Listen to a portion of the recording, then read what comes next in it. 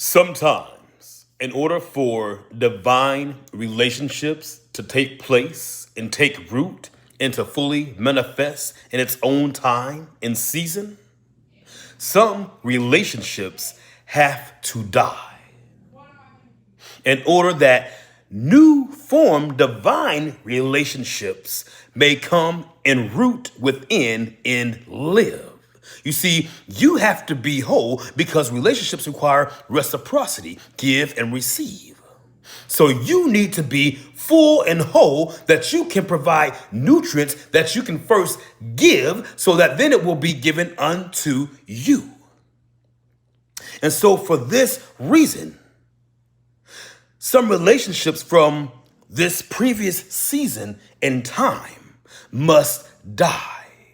The relationship served a purpose for such a time. Matter of fact, hallelujah, God says some of these relationships were not of me. They were not God's plan, but they were forged by you. Therefore, God allowed you to have what your heart desired.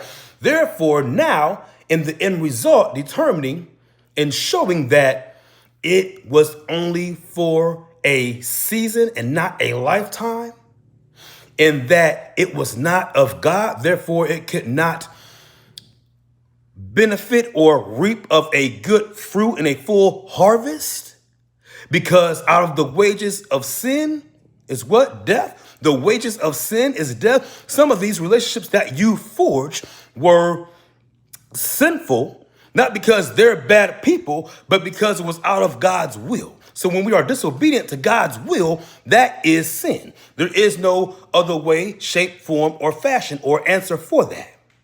When we're out of alignment with God, that then means that that is sin.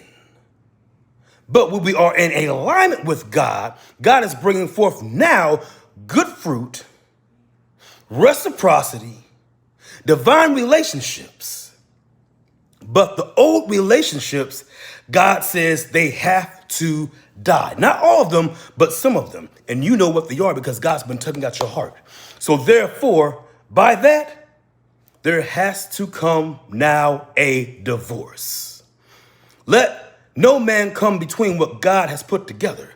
But God did not put this together. So therefore, you must divorce it, the situation, the relationship, so that the divinity in relationship may come forth and root and marry anew under God's covenant, not man.